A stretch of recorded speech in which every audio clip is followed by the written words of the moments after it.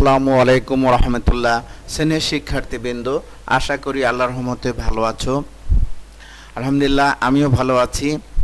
আজকে আমাদের ক্লাসের বিষয় খুচরা নগদান বই, অধ্যায় হিসাবের বইসমূহ, এইচএসসি 12, এইচএসসির 12তম ক্লাস।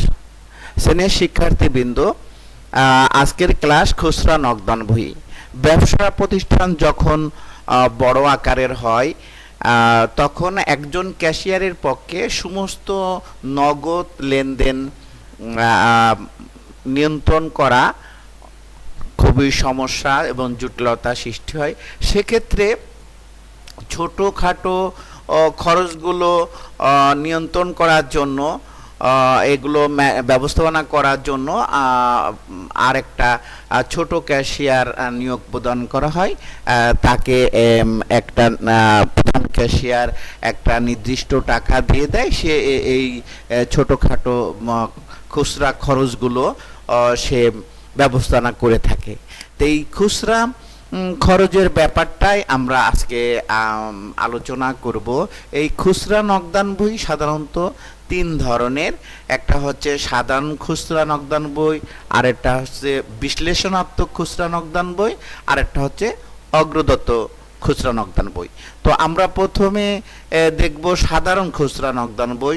সাধারণ খুচরা নগদান বই এক ঘরা নগদান বইয়ের মতো। সাধারণ খুচরা নগদান বই এক ঘরা নগদান বইয়ের মতো। তো সেটা আমরা দেখব। সাধারণ খুচরা নগদান বই, এখানে যেভাবেই খুচরা নগদান বই করা হোক না কেন, মাসের প্রথমে প্রধান ক্যাশিয়ার খুচরা ক্যাশিয়ারকে, ছোট ক্যাশিয়ারকে একটা নির্দিষ্ট অ্যামাউন্ট দিয়ে থাকে ছোটো খাটো খরচগুলো ব্যবস্থাপনা করার জন্য। তো এখানে আমরা উদাহরণ 15 তো দেখতে পারি যে এখানে বলা হয়েছে নিয়মিত লেনদেনগুলো একটি সাধারণ খুচরা নগদান বইতে লিপিবদ্ধ করো, উহার একটি উদ্বৃত্ত নির্ণয় করো। তাহলে 2018 জুন এক প্রধান ক্যাশিয়ার নিকট হইতে প্রাপ্তি 300 টাকা। তাহলে তার মানে এটা হচ্ছে প্রধান ক্যাশিয়ারের কাছ থেকে টাকা পাওয়া গেল 300 টাকা। তাহলে এটা হচ্ছে পাওয়ার জন্য সাধারণ খুচরা নগদান বই ডেবিট দিকে নগদ নামে 300 টাকা লেখা হয়েছে, যে 300 টাকা পাওয়া গেল।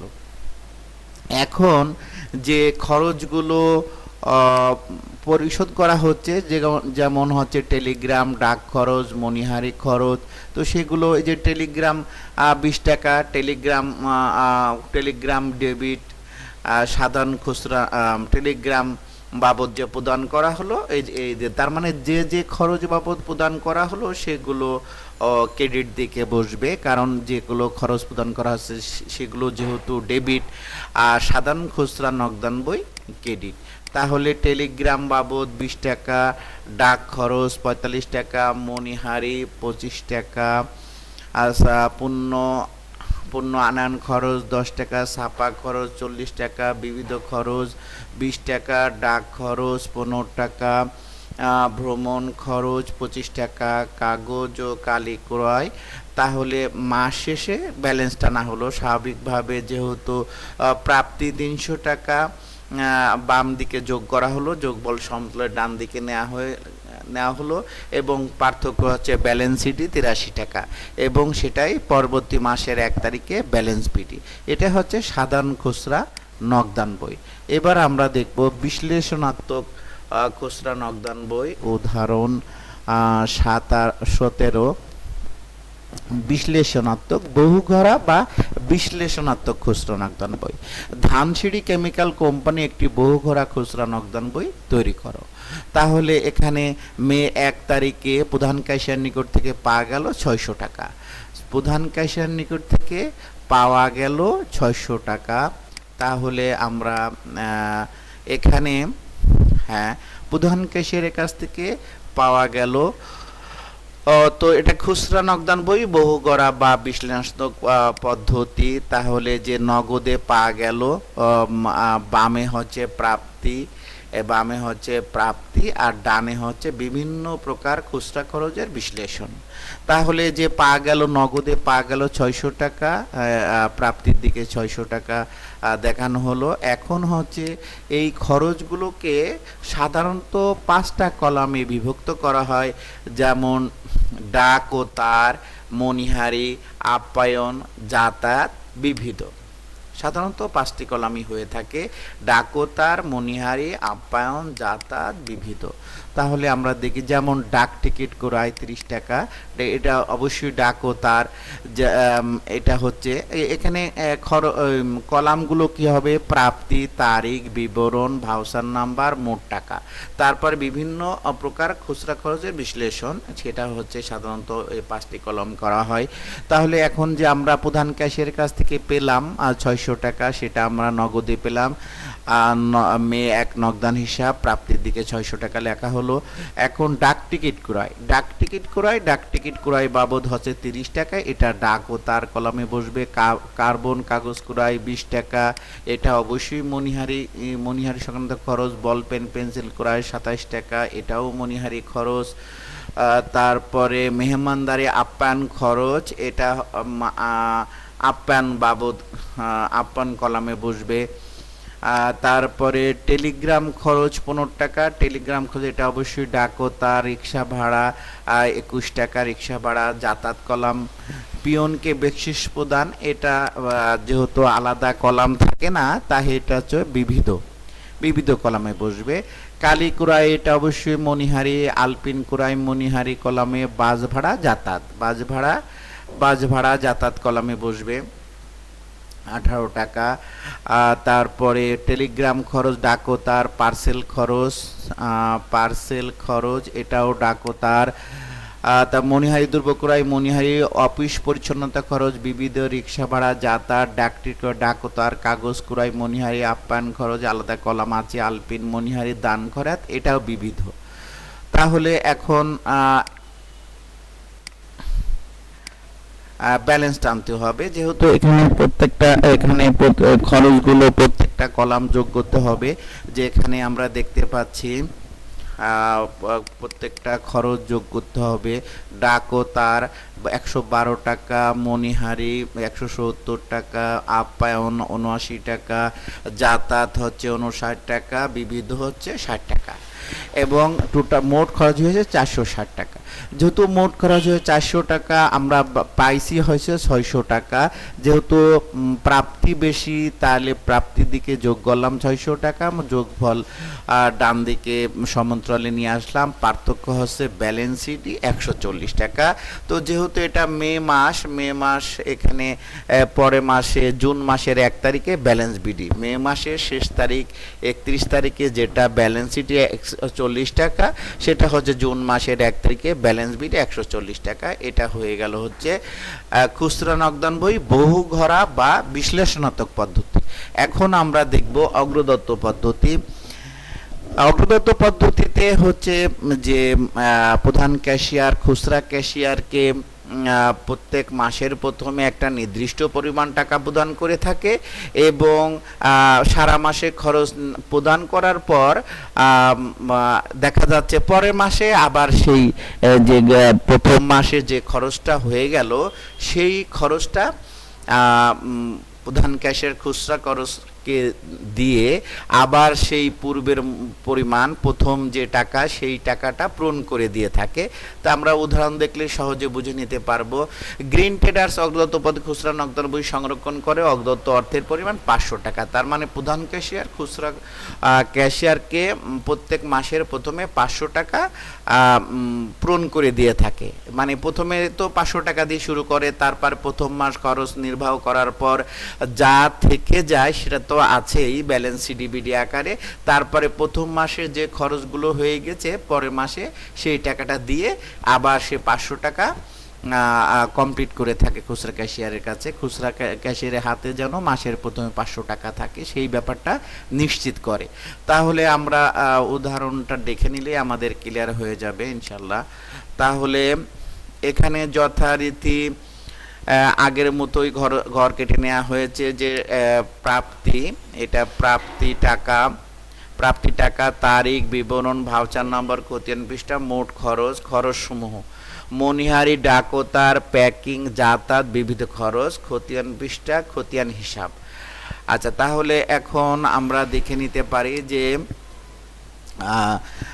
2018 সালের মে মাসের শেষে খুচরা খরচের পরিমাণ ছিল 450 টাকা এবং অগ্রত অর্থের পরিমাণ ছিল 500 টাকা।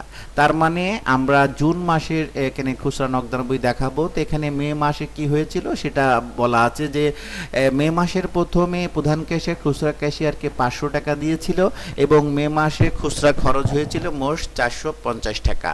যেহেতু 500 টাকা প্রাপ্তির মধ্যে 450 টাকা খরচ হয়ে গিয়েছিল, তাই এখানে ব্যালেন্স বিডি জুন মাসের ব্যালেন্স বিডি 50 টাকা।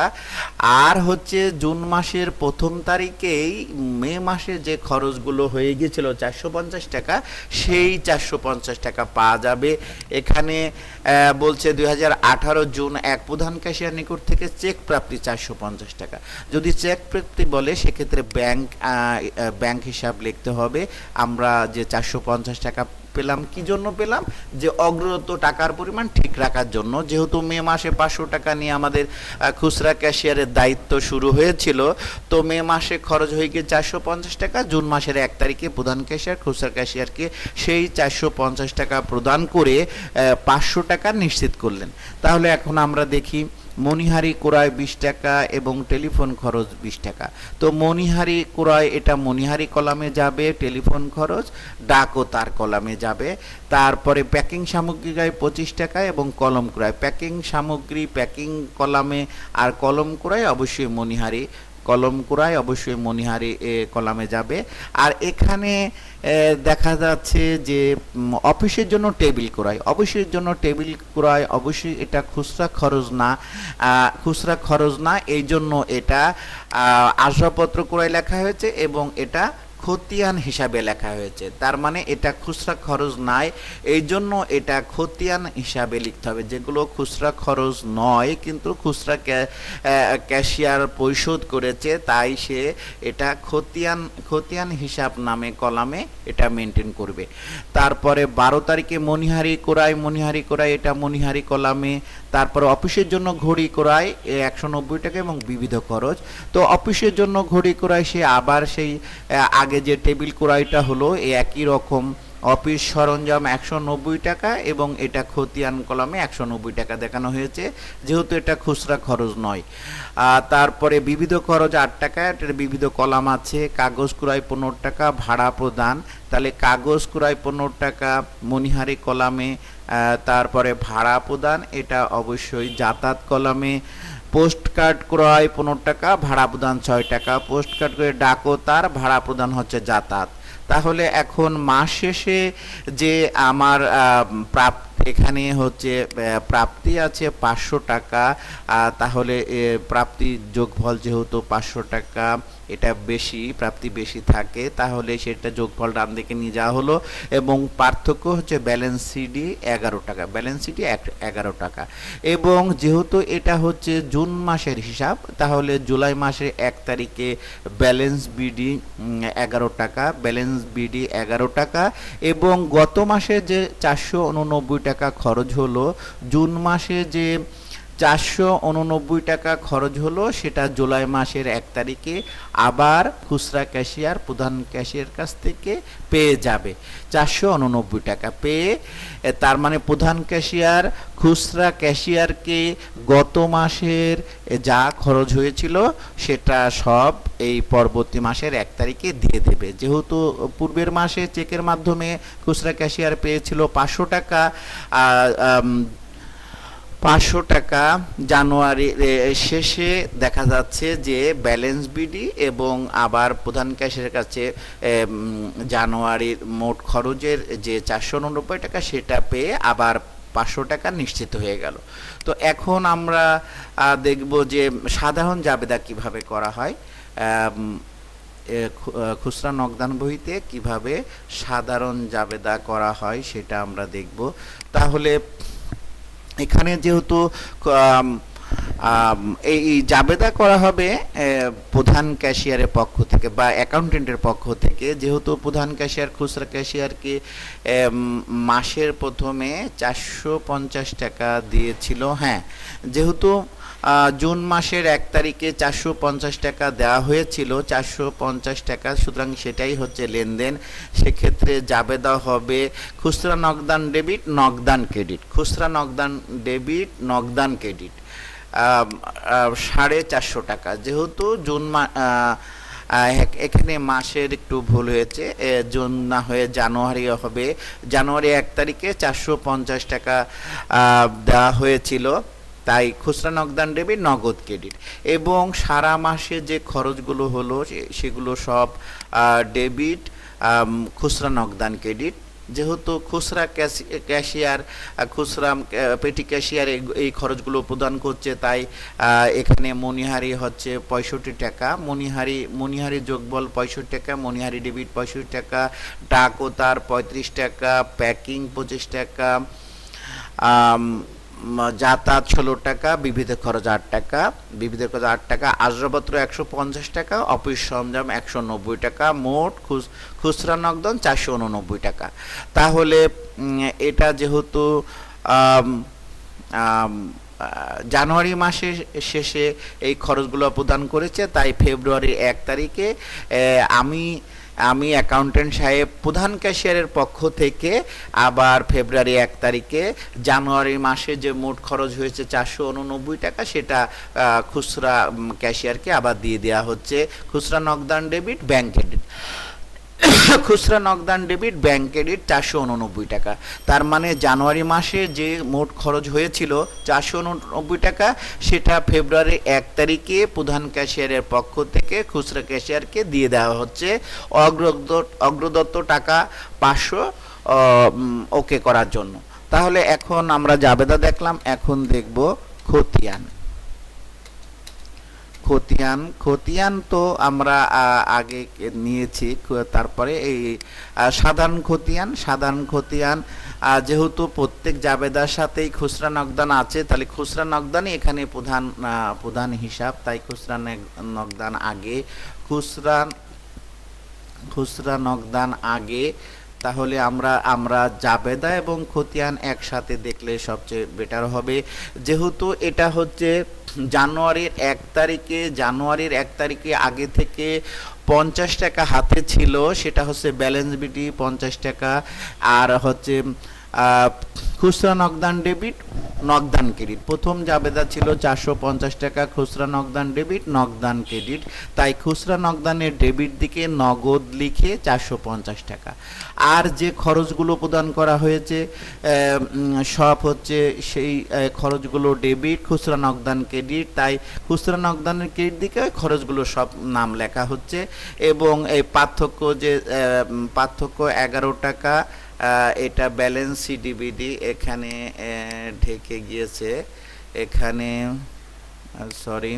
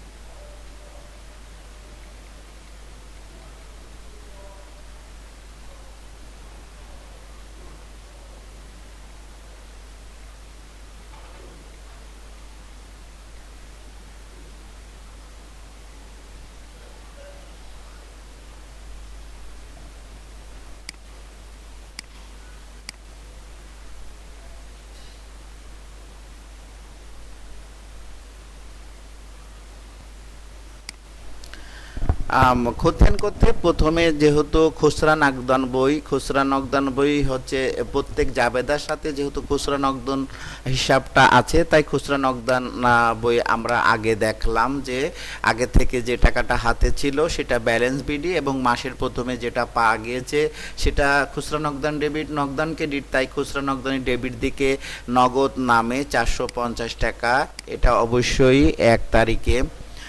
আর হচ্ছে যে খরচগুলো হয়েছে সারা মাস, সেটা হচ্ছে সেই খরচগুলো ডেবিট, খুচরা নগদান ক্রেডিট।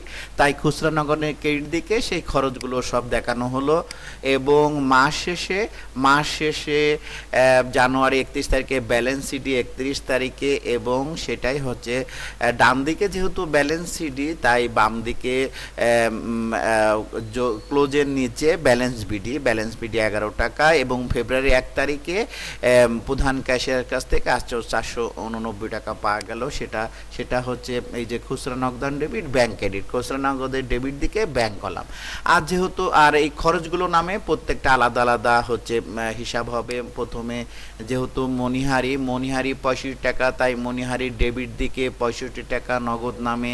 ডাকো তার হচ্ছে 35 টাকা, ডাকো তার ডেবিট দিকে নগদান নামে 35 টাকা। এখানে অবশ্যই খুচরা নগদান হবে, শুধু নগদান না, খুচরা নগদান 35 টাকা। ঠিক একইভাবে প্রত্যেকের নামে নামে এখানে প্রত্যেকের নামে নামে খুচরা নগদান দেখাতে হবে, তাহলে খতিয়ান হয়ে যাবে। তাহলে শ্রেণীর শিক্ষার্থীবৃন্দ, আমরা আজকে জানলাম খুচরা নগদান বহি, এবং খুচরা নগদান বহি 3 প্রকার: সাধারণ খুচরা নগদান বহি, বিশ্লেষণাত্মক খুচরা নগদান বহি, অগ্রদত্ত খুচরা নগদান বহি। আমাদের পরীক্ষাতে সাধারণত অগ্রদত্ত খুচরা নগদান বহি পড়ে থাকে। সেক্ষেত্রে কিভাবে আমাদেরকে করতে হবে সেটা আমরা আলোচনা করলাম। যে এটা হচ্ছে আগে থেকে হাতের টাকা থাকলে সেটা ব্যালেন্স বিডি, এবং যদি এটা প্রথম মাস না হয় পরবর্তী মাস হয়, তাহলে প্রথম মাসে যে খরচগুলো হয়েছিল সেই খরচ টাকাটা প্রধান ক্যাশিয়ার খুচরা ক্যাশিয়ারকে প্রদান করে দিয়ে অগ্রত টাকার পরিমাণ ঠিক রাখে। তার মানে প্রধান ক্যাশিয়ার মাসের প্রথমে খুচরা ক্যাশিয়ারকে একটা নির্দিষ্ট পরিমাণ টাকা দেয় খুচরা খরচগুলো ব্যবস্থাপনা করার জন্য। তো শ্রেণীর শিক্ষার্থীবৃন্দ, আজকের মতো ক্লাস শেষ করছি।